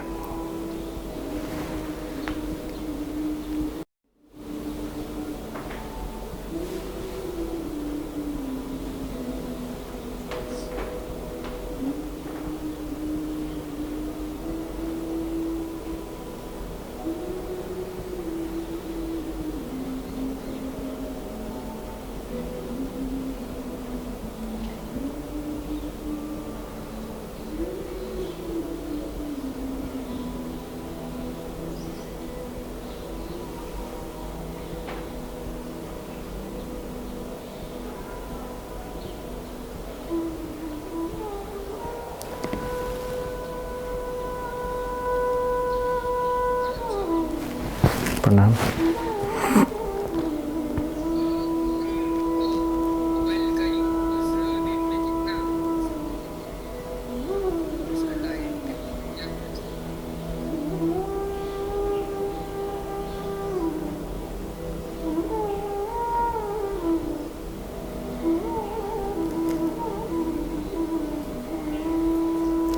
मोबाइल का यूज़ कितना कर सकते हैं इन्होंने पूछा है, और इसका टाइम लिमिट कितना होना चाहिए। हमें यह पूछना चाहिए कि हम अपने आप से, अपने से पूछें कि मैं मोबाइल का यूज़ क्यों करता हूँ। क्योंकि टाइम ऐसा नहीं समझें कि मोबाइल जीवन में समस्या है। जीवन में समस्या है इसीलिए मोबाइल है, और जिनके पास मोबाइल नहीं है वो कुछ और में उलझे हुए हैं। गांव के लोग हैं जो मोबाइल यूज़ नहीं करते, लेकिन क्या उनका जीवन सार्थक है? नहीं, वो कुछ और यूज़ कर रहे हैं। इसलिए जब भी मोबाइल फ़ोन उठाएं, जब भी समय इत्यादि छोड़ें। मैं आमतौर पे लोगों को कहता हूँ कि सुबह उठने के 3 घंटे तक मत यूज़ करो, शाम 2 घंटा सोने से। ये जड़ नियम है, ये आप कर सके तो अच्छा। इतनी अगर आप में समझ हो इतनी आप में मानवता है, इतनी बुद्धि बची हुई है, तो जड़ नियम तो पालन कर ही लें। लेकिन असली सवाल जड़ नियम को पालन कर लेना नहीं है। असली सवाल है कि जब भी आप मोबाइल फ़ोन को हाथ में लेते हैं तो अपने आप से पूछें कि क्यों ले रहा हूँ मैं इसको हाथ में, क्यों यूज कर रहा हूँ मैं? किसी को कॉल करना है, क्यों कर रहा हूँ कॉल किसी को? कोई ज़रूरी बात करनी? क्यों मैं देख रहा हूँ किसी और का स्टेटस, किसी और की स्टोरी? क्यों मेरे को फ़ोटो पोस्ट करना है? क्यों बताना है लोगों को? क्यों मैं वीडियो देखता हूँ? ये पूछें अपने आप से, किस चीज़ से मैं भाग रहा हूँ? क्यों मैं दूसरों की कहानी देखने जाता हूँ? क्योंकि कहानी, जय कृष्णमूर्ति एक कहानी सुना रहे थे। पहले उन्होंने बोला कि एक कहानी है, फिर लोगों से पूछा कि सुनना चाहते हो? तो लोगों ने बोला कि हाँ सुनना चाहते हैं। तो एक स्टेटमेंट बात ही बात में बोल के निकल गए। कोई भी चीज़ जो तुमको अपने से दूर ले जाती है, तुम उसके लिए तैयार हो जाते हो, क्योंकि कहानी सुनने में आप अपने को भूल जाते हैं। क्यों आप अपने को भूलना चाह रहे हैं? क्यों मोबाइल हाथ में लेके आप ऐसे ऐसे करते रहते हैं विक्षिप्त की तरह? भीतर कोई बेचैनी है, भीतर कोई डर है। वो डर का कारण क्या है? कि डर का कारण है कि जीवन आपको व्यर्थ लगता है, बोझ लगता है, फियर है, चिंता है, बोर्डम है। आप उससे एस्केप कर रहे हैं। एस्केप करने का बड़ा अच्छा तरीका एंटरटेनमेंट, आप मोबाइल उठा लेते हैं। और मैं आपसे कह रहा हूं कि उन बोर्डम को, उन फियर को, उस डर को, उस एंग्जाइटी को फेस करिए। उस फेस करने में आप पाएंगे, जैसे वो जब छोटा बच्चा जाता है मौत के यहाँ, पाता है कि मौत नहीं है। आप भागते रहेंगे, आप कभी उससे मुक्त, आप कितना भी भाग लें, कितना भी मोबाइल में यूज करें, कभी न कभी तो मोबाइल रखिएगा। जैसे ही मोबाइल रखिएगा, वो डर वहीं का वहीं है, वो चिंता वहीं की वहीं है, वो बोर्डम वहीं का वहीं है। कितना ऐप बदलते रहें, नए नए मोबाइल लेते रहेंगे, लेकिन उससे ख़त्म नहीं होगा। जैसे ही आपको ये चीज़ दिख रहा है कि इससे तो कुछ ख़त्म हो नहीं रहा है जीवन में, आपका हाथ रुक जाएगा। तो जड़ नियम अगर आप बात कर रहे हैं, तो जड़ नियम तो मैं 2 साल से लोगों को यही समझा रहा हूँ कि सुबह 3 घंटे तक फ़ोन का इस्तेमाल ना करें उठने के बाद। रात फ़ोन स्विच ऑफ करके सोने के लिए जाएं, और सोने से 2 घंटा पहले फ़ोन बंद कर दें। ये जड़ नियम है। लेकिन इससे कुछ होगा नहीं जीवन में। होगा अगर आप जीवन में ट्रांसफॉर्मेशन चाहते हैं, तो ट्रांसफॉर्मेशन आएगा इस प्रश्न पूछने से कि क्यों मैं उसको छूता ही हूँ, क्यों मैं अपने जीवन को नष्ट किए जा रहा हूँ इसके चक्कर में। कुछ क्या हो रहा है मुझे, क्या मिल रहा है मुझे इससे? तो अपने से पूछें कि मेरे इस विक्षिप्तता के पीछे क्या कारण है। जैसे ही आप ये प्रश्न पूछेंगे, आपको कारण का पता चलेगा, आपके जीवन में ऑर्डर आएगा। आप इस चीज़ को समझें, ऑर्डर लाने से नहीं आता। जब आपको पाते हैं कि आप विक्षिप्त हैं, तो आप सेन होने लगते हैं, आप ठीक होने लगते हैं। तो अगली दफ़ा जब फ़ोन उठाएं, तो अपने आप से प्रश्न पूछें कि क्यों उठा रहा हूँ मैं।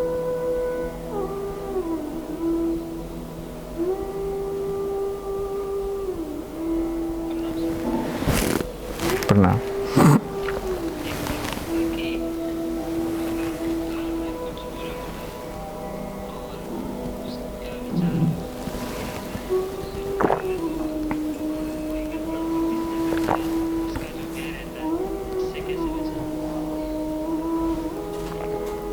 बचने का कोई उपाय नहीं है। मन आपका कोई भी चीज़ रिकॉर्डिंग जो चलाता है, भूत में आपका जो भी आपका मन रिकॉर्ड कर लिया, उसको बजाएगा ही। तो पहली तो चीज़, नई रिकॉर्डिंग नहीं करनी है। पुरानी रिकॉर्डिंग जो मन में है, वो उसको प्ले करेगा जब भी आप खाली बैठेंगे। तो जब मन ऐसा प्ले करे, तो उससे बचना नहीं है, उससे लड़ना नहीं है। जाने कि मन प्ले कर रहा है, और आप उस क्षण में, क्योंकि मन आपको ले जाना चाहता है अतीत में या भविष्य में, आप उस समय वर्तमान की किसी चीज़ को पकड़ लें। जैसे तूफान हो और नदी किनारे आपने नाव खड़ी कर रखी हो, और डर हो कि हवा में नाव बह जाएगी, तो आप क्या करते हैं? एंकर डाल देते हैं, नाव को किनारे की किसी चीज़ से बांध देते हैं। तो वर्तमान की किसी चीज़ से अपने आप को बांध दें, अपनी चेतना को। जैसे उस समय मन चलने दे, मन में जो भी चल रहा है उससे लड़ने इत्यादि की ज़रूरत नहीं है। जानते रहें कि मन में ऐसा चल रहा है, और ठीक उसी समय देखने लगें, सुनने लगें कि बाहर से कैसी आवाज़ें आ रही हैं, मेरी श्वास कैसे चल रही है। हाथ में यहाँ पे आप अपने अटेंशन को ले आ सकते हैं, बड़ी आसानी से आपका शरीर से संपर्क हो जाएगा। यह पॉइंट है हाथ, आपकी 2 हथेली एक ऐसा पॉइंट है जहाँ से आप शरीर से संबंध बना सकते हैं। आँख बंद कर लें, देखें कि शरीर, हाथ कैसा फील हो रहा है, हथेलियों को। शरीर के साथ अगर आपने संबंध बना लिया या वर्तमान की किसी भी चीज़ के साथ, तो वो जो आदत है मन की रिकॉर्डिंग बजाने की, वो धीरे धीरे टूट जाएगी। पुरानी रिकॉर्डिंग्स को इस तरह से डिलीट करते जाना, ये डिलीट करने का उपाय है। उसमें रस नहीं लेना है, रस को डिवाइड कर देना है। मन ठीक है बजाए, लेकिन मेरा रस दूसरी चीज़ों में भी है। उसी समय मैं ये भी जान रहा हूँ कि आवाज़ कैसी आ रही। तो धीरे धीरे ये रिकॉर्डिंग्स बनने बंद हो जाएंगे पुराने। और घटनाओं को लिख लेने से भी, इसीलिए मैं लिखना को कहता हूँ, कोई घटना जो बार बार आपके मन में चल रही है उसको आप लिख दें कि ऐसा हुआ, ऐसा मन में चल रहा है। लिखने से एक अवेयरनेस आएगी जीवन में। एक बैखड़ी में जो अभी हम जीते हैं, बैखड़ी से आप मध्यमा में आने लगेंगे।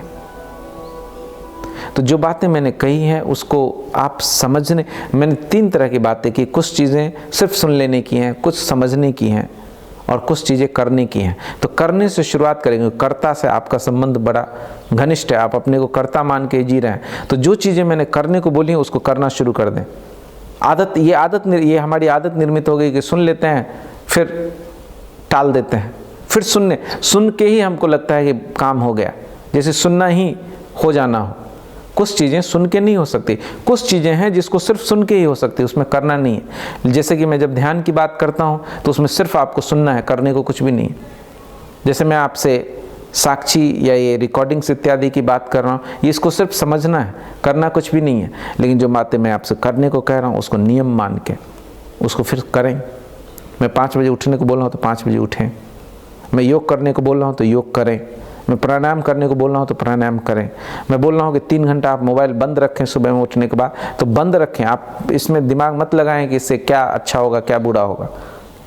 रात को मैं 2 घंटा पहले मोबाइल बंद करने को लिए करें, क्योंकि आप जो चीज़ मैं करने को कह रहा हूँ वो नहीं करेंगे तो मेरे से आपका संबंध नहीं बन पाएगा, आप मुझे सुन ही नहीं पाएंगे।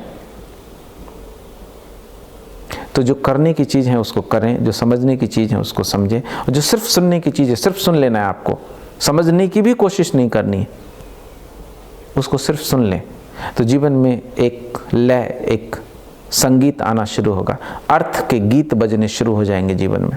ये जो निरर्थक जीवन जी रहे हैं जिससे मौत भली है, जो जीवन हम जी रहे हैं उसमें हम सिर्फ इसलिए नहीं मर रहे हैं क्योंकि मरने का डर, मरना झंझट का काम लगता है, अन्यथा इसमें जीने लायक कुछ भी है नहीं।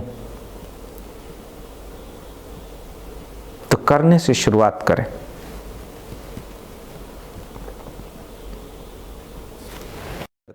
क्योंकि फिर से हम नोन में जीने लगते हैं, अननोन में जाते हैं। नींद अननोन है, मृत्यु की तरह ही। लेकिन फिर अननोन से हम नोन में आ जाते हैं, इसलिए नींद सोने से कोई नहीं डरता। लेकिन मौत में जब हम जाते हैं तो फिर हम नोन में नहीं आ पाते हैं, मेमोरी पूछ जाता है। लेकिन अगर हम मेमोरी को खुद ही पोंछ दें, साइकोलॉजिकल मेमोरी, फैक्चुअल मेमोरी नहीं, 3 चीज़ को आप रिकॉर्ड कर सकते हैं। भोजन संबंधित चीज़ें, शेल्टर, क्लॉथ्स, जो क्या कपड़े, जो बेसिक चीज़ें हैं उसको आप रिकॉर्ड कर सकते हैं। वो ब्रेन में रिकॉर्ड करना है कि भाई कपड़े कहाँ हैं, क्या कपड़े लेने हैं, क्या खाना है, घर इत्यादि कैसे चलाना है, घर के बारे में। ये बेसिक चीज़ें आप अपने अंदर रिकॉर्ड कर सकते हैं। इसके अलावा जो साइकोलॉजिकल मेमोरी है, जो आपको जो बैठे बैठे सुख और प्लेजर, सुख नहीं प्लेजर पैदा करता है, आप बैठ के याद करते हैं कि हाँ कल गया था, दोस्त से मिला, मज़ा आ गया, ये प्लेजर है, ये जॉय नहीं। और ये धीरे धीरे कम होगा और आपको डल बनाएगा, आपके ब्रेन को भोत करेगा। इसको जब आप छोड़ देते हैं तो आप ऑलरेडी आप मरने को जीने लगे आप। मौत फिर आपसे कुछ छीन नहीं पाएगी, क्योंकि मौत में जाने का डर अननोन का डर नहीं है, नोन के खोने का डर है। नोन को आप ऑलरेडी खो रहे हैं। फिर मैं आपसे कह रहा हूँ कि चीज़ें जो हैं आप इकट्ठा कर रहे हैं, चीज़ों को जी नहीं रहे हैं। तो मैं आपसे कह रहा हूँ कि चीज़ों को इकट्ठा करें इस भाव से कि इसको मुझे 1 साल या 5 साल में दे देना है, मैक्सिमम 5 साल में इसको हटा देना है। तो आप उसको जीने लगेंगे, और जिस चीज़ को भी आप जी लेते हैं उसके खोने का डर नहीं रहता। मरने का डर है कि चीज़ें अनलिव्ड रह जाएगी। आप सोच ही रहे हैं कि मैं जीऊँगा एक दिन, और आप जी नहीं पाएंगे। आप समझें, अगर आप मौत आ जाए, स्त्रियां हैं बैठी हुई, उनके जीवन में मौत आ जाए तो पहला डर क्या होगा? मौत की टेंशन नहीं होगी, अरे वो गहने तो पड़े ही रह गए, पहने ही नहीं कभी, कपड़े तो रखे ही थे, सोचे थे पहनेंगे दीपावली पे, अब तो पड़े ही रह गए। तो मैं कह रहा हूँ कि दीपावली आज ही मना लें, वो गहने आज ही पहन लें, वो कपड़े आज ही जी लें। जो भी वस्तु है, वस्तु का अगर आप उपयोग करने लगे, खुल करके उपयोग करिए पूरा। और वो तभी हो सकता है जब वस्तु को देने की हिम्मत आप में रहेगी कि इसको दे देना है। इसको हटा देना है, सहेजना नहीं है। क्योंकि सहेजने का मतलब है कि आप पकड़ बना रहे हैं, पकड़ बना रहे हैं तो मौत पकड़ तोड़ देगी, तो आपको मौत से डर लगेगा। लेकिन जब आप कुछ साइकोलॉजिकली, इनवर्डली एंड आउटवर्डली इकट्ठा ही नहीं करेंगे तो मौत का डर कहाँ है। और जिसके जीवन में मौत का डर नहीं है तो वो कहानी याद रखे कि जब वो बच्चा मौत के पास पहुंचता है तो मौत उसे नहीं मिलता। फिर आपके जीवन में कोई मृत्यु नहीं है। शरीर भले ही मरेगा, निश्चित मरेगा, लेकिन जीते जी आप जान लेंगे कि आप शरीर नहीं है। तो ये जाना जा सकता है, इसलिए हाथ पे हाथ रख के बैठिए मत। जीवन में अर्थ कोई दूसरा नहीं डाल देगा, कोई अर्थ बाहर से नहीं आएगा, अर्थ हमें डालना पड़ेगा। ये हमारा जीवन है और टाइम नहीं है। कल ही मैं सतयुग में कह रहा था कि समय, ऐसा बोध कि समय है ये सबसे बड़ा दुश्मन है आपका, कि कल पे आप टाल देते हैं, कल है नहीं। और ये विचार की वजह से कल का ख्याल आता है। विचार कहता है कि अतीत भी है, भविष्य भी है। जैसे ही विचार से थोड़ा आप दूर हटेंगे, आपको दिखेगा कि अरे टाइम है ही नहीं, इसलिए जो भी करना है आप आज करेंगे। इसलिए मैंने कहा कि सुबह जड़ नियम दिया कि सुबह एकदम तैयार हो जाओ, क्योंकि हम तैयार होना चाहते हैं किसी और दिन, जीना चाहते हैं किसी और दिन, वो दिन नहीं आएगा। लेकिन आप एक एक दिन ऐसे जी रहे हैं जैसे ये जीवन का आपका अंतिम दिन है या पहला दिन है, दोनों बात एक ही है। तो फिर मौत का भय आपके जीवन से चला जाएगा। और न सिर्फ मौत का भय जाएगा, वो जो आपके भीतर शाश्वत है उसका भी बोध आ जाएगा कि मैं तो कभी मर ही नहीं सकता। जे कृष्णमूर्ति अपने डॉक्टर से अंतिम समय में कहते हैं कि I am not afraid of death, मुझे मौत का डर नहीं लगता, because I have lived it with my whole life, मैंने पूरा जीवन इसके साथ जिया है। तो मेरी कामना है कि आप भी मौत से ऐसा कह सकें जब मौत आए, मैं तुमसे डरता नहीं, क्योंकि पूरी ज़िंदगी मैंने तुम्हारे साथ जिया है, कुछ इकट्ठा किया ही नहीं, तुम मेरे से छीनोगे क्या? जब कुछ है ही नहीं मेरे पास तो तुम ले क्या लोगे मुझसे? और जिसके पास कुछ भी नहीं उसका मौत कुछ नहीं बिगाड़ सकती। कुछ भी इकट्ठा करेंगे तो मौत समस्या, इकट्ठा ही नहीं करना तो मौत समस्या ही नहीं। इसलिए जीवन को जिए, वस्तुओं का भोग करें, लेकिन इस भाव के साथ कि इसका त्याग कर देना है, तो भोग भी कर पाएंगे आप ठीक से। और चूंकि आप त्याग करने की हिम्मत नहीं रखते इसलिए भोग नहीं कर पाते। आप चीज़ें ले आते हैं, उसको सहेज के रखते हैं। मेरे एक मित्र हैं, जूते खरीद के ले आए नाइक के। पहाड़ पे हम लोग जा रहे थे तो मैंने उनसे पूछा कि अभी आपने जो नए जूते लिए बताएं वही पहन के चलिए, पहाड़ पे चढ़ना है। तो बोले वो जूते तो मैं लेके नहीं आया। बोले लेके नहीं आया तो किस दिन के लिए खरीदे जूते? बोले मैंने सोचा पहाड़ पे ले आऊँगा, ख़राब हो जाएंगे। अभी ये आदमी जो जूते खराब होने की टेंशन ले रहा है, ये मौत से तो भयंकर घबरा जाएगा, जो इतना सहेज करके रखे हुआ है। जीना शुरू करें, मृत्यु का भय नहीं होगा। मृत्यु का भय उन्हीं को सताता है जो जीवन को जीते नहीं है। इसीलिए मेरा पूरा जोर है कि आप जीवन को जीना शुरू करें। जीवन को साधे, ध्यान इत्यादि के बकवास छोड़ें। जिसने जीवन को साध लिया वो मृत्यु को जान लेता है, क्योंकि जीवन मृत्यु से अलग नहीं है और मृत्यु जीवन एक ही चीज़ है। एक को जो जान लेगा वो दूसरे को निरपवाद रूप से जान लेगा। तो कहीं से शुरू करें, इसलिए यात्रा शुरू करें, जड़ नियम से शुरू करें। जड़ नियम नहीं है वो, जड़ नियम इसलिए है कि मैं एक्सप्लेन नहीं कर रहा हूँ, क्योंकि एक्सप्लेनेशन में पढ़ना नहीं चाहता हूँ। आप मुझे सुन रहे हैं तो थोड़ा तो भरोसा होगा, तो भरोसा करके जड़ता से ही शुरू करें। आपको धीरे धीरे समझ में आएगा कि जड़ कुछ भी नहीं है, सबके पीछे विज्ञान है, सबके पीछे साइंस है, कारण है। लेकिन आप जहाँ हैं अभी वहीं से शुरुआत करें। कोई और मित्र कुछ पूछना चाहते हैं? प्रणाम।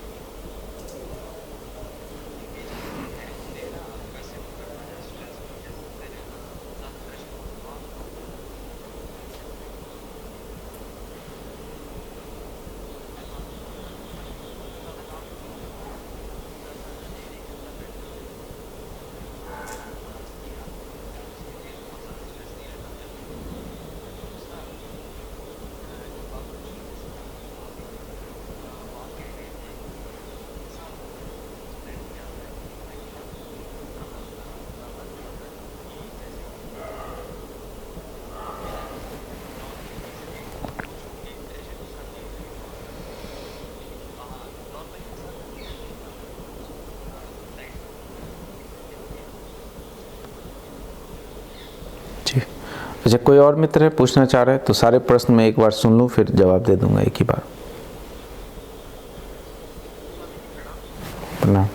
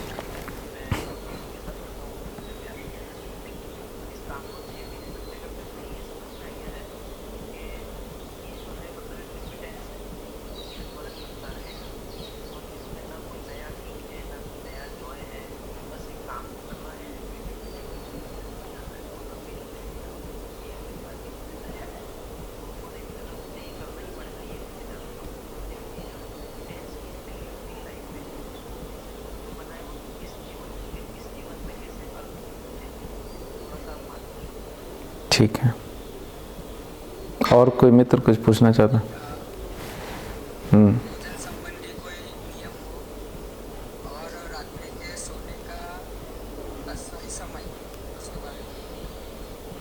ठीक है, पहले मित्र ने पूछा है कि स्ट्रेस की वजह से लोग बहुत कामुक होते जा रहे हैं। पुराने समय में ऐसा था कि लोगों के जीवन में स्ट्रेस नहीं होता था, जीवन जीने का तरीका ये था, तो काम वासना कम थी। काम वासना समस्या नहीं है जीवन की। जीवन की समस्या है काम वासना का डिमांड, एटीट्यूड टुवर्ड्स सेक्स। कोई भी चीज़ जीवन में समस्या नहीं है जब तक कि आप उसको एक्सपीरियंस रहने देते हैं, जब तक आप उसका डिमांड नहीं करते हैं। आप काम वासना और जीवन के और अनुभवों से अलग चीज़ नहीं है। सिर्फ काम वासना ही समस्या नहीं है। हमको लग रहा हो तो समाज की ऐसी दृष्टि है इसलिए काम वासना समस्या है। आपके जीवन में हर चीज़ समस्या है। भोजन समस्या है। अगर आज कामुक लोग होते जा रहे हैं तो आज लोग मोटे भी होते जा रहे हैं। आज लोग मोबाइल एडिक्ट भी हो। क्यों? मुझे याद है पुराने दिनों में लोग हमारे यहाँ भांग खाते थे, तो होली के दिन एक दिन भांग खाते थे। दिन तय था कि नशा करेंगे तो शिवरात्रि को कर लिया, होली को कर लिया। कोई मिष्ठान भी खाना होता था, कोई पकवान भी खाना होता, तो दीपावली है तो पकवान बनेंगे, छठ है, होली है और इत्यादि त्यौहार हैं तो पकवान बनेंगे। आज सब चीज़ें समस्या हो गई, क्योंकि आज हम मनुष्य इतने सदियों के बाद जितना ओवर थिंकिंग आज कर रहा है, आज की समस्या ओवर थिंकिंग है असली, कि आप बहुत सोचते हैं। बहुत सोचने का मतलब है कि जो भी अनुभव होता है आप उसको बार बार करना चाहते हैं, आप डिमांड करते हैं कि फिर हो जाए, और वो चीज़ें संभव होती जा रही हैं। आधुनिक मार्केट ऐसा बन गया कि जो चीज़ें कभी कभी संभव हो पाती थी वो अब एकदम तुरंत संभव हो पाती हैं, क्योंकि पूरा दुनिया एक बड़ा बाजार बन गया। और बाजार में जो लोग प्रोडक्ट बना रहे हैं वो ये नहीं चाहते हैं कि आप उसका कभी यूज करें। जैसे मिठाई का यूज पहले त्यौहार पे होता था, लेकिन जिसको मिठाई बेचना है उसका उद्देश्य पैसा कमाना है। वो नहीं चाहता है कि सिर्फ त्यौहार के दिन आप मिठाई खाएं, मिठाई खरीदें। वो चाहता है कि रोज़ आप मिठाई खाएं, रोज़ आप मिठाई खरीदें। तो इस तरीके से वो मार्केटिंग करना शुरू करता है, इस तरीके की स्ट्रेटेजी बनाता है, इस तरह से आपके साइकोलॉजी के साथ खेलता है कि आप रोज़ मिठाई खाएँ, रोज़ आप मिठाई खरीदें। इसी तरह कपड़े लोग पहले खरीदते थे, दीपावली में मुझे याद है त्यौहार पे ही कभी कभी साल में एक आध कपड़े खरीदते थे, लेकिन कपड़े के इतने दुकान बन गए, इतने ऑनलाइन पोर्टल हैं कि उनको रोज़ बेचना है कपड़े, तो रोज़ सेल लेके आते हैं, रोज़ आपको प्रॉम्प्ट करते हैं, रोज़ आपको मेल डालते हैं, इधर से जहाँ से भी आप जाते हैं वो आपका प्रेशर बनना है उस पर। हर तरह से इन्फॉर्मेशन आपके दिमाग में डाला जा रहा है, इतना जितना दिमाग प्रोसेस नहीं कर सकता है। दिमाग की एक क्षमता है, क्योंकि सदियों में हम एक ढंग से जीते आ रहे हैं, तो इतना इन्फॉर्मेशन हमने कभी जाना ही नहीं था, इतने को हम प्रोसेस ही नहीं कर सकते जितना इन्फॉर्मेशन हमारे भीतर डाला जा रहा है। तो इसीलिए मैं बोलता हूँ कि थोड़ा प्रत्याहार करें। रिपीटेशन का जो डिमांड है वही डिमांड सेक्स के मामले में है, वही फूड के मामले में भी है, वही नींद के मामले में भी है, वही ट्रैवलिंग के मामले में भी है, वही मोबाइल के मामले में है। आप ये जो रिपीट करने की जो भीतर टेंडेंसी है कि मुझे और चाहिए, इस टेंडेंसी के प्रति अपने को अवेयर करें। इसलिए लाइफ को इंटेलिजेंटली जीना शुरू करें, क्योंकि मन किसी भी चीज़ को समस्या बना देगा। और आजकल सभी चीज़ें इतनी सहज सुलभ हो गई। पुराने लोगों को भी पता था कि आदमी कितना मूड है, इसलिए चीज़ें इतनी सहज सुलभ नहीं थी। आप किसी को अगर काम वासना में उतरना था तो उसको शादी करनी थी, काम वासना के साथ शादी को जोड़ दिया था, काम वासना के साथ और भी बहुत सारी चीज़ों को जोड़ दिया था, बहुत सारे रिचुअल थे जिसको आपको फॉलो करना था। तो बहुत सारी चीज़ों में एक चीज़ रहता था। अभी आपको कुछ भी करने की ज़रूरत नहीं है, मोबाइल खोल लेना है, काम वासना में उतरना भी नहीं है, ब्रेन को भी सिर्फ ठग लेना है। लेकिन आप जब ब्रेन को ठगते हैं तो ब्रेन, जब आप एक्चुअल काम में उतर ही नहीं रहे हैं, एक्चुअल काम में उतरने का मतलब है कि पत्नी है, बच्चे की जिम्मेवारी है, अब बच्चे भी बगैर किए आप काम वासना में उतर सकते हैं। तो सिर्फ आपके ब्रेन को फीड किया जा रहा है सभी तरीके से, आपके ब्रेन को एक्सप्लॉइट किया जा रहा है, पूरा शरीर बेहोश पड़ा हुआ है सब की तरह, सिर्फ ब्रेन को स्टिमुलेट किया जा रहा है सब तरीके से। इसीलिए जीवन में तृप्ति नहीं आ रही है, इसीलिए जीवन में संतोष नहीं आ रहा है, इसीलिए जीवन में अर्थ नहीं नज़र आ रहा है। तो आपके ये जो ओवर थिंकिंग ब्रेन है, ब्रेन ऐसी चीज़, कोई भी चीज़ें जो ब्रेन को स्टिमुलेट करती है उसको दूर कर दीजिए। और आजकल मोबाइल कंप्यूटर से ज़्यादा ब्रेन को कोई स्टिमुलेट नहीं कर रहा है। आप घर में बैठे हैं, कोई आदमी फ़ोन करके आपको कुछ भी बता देता है, आप एकदम स्टिमुलेटेड हो जाते हैं।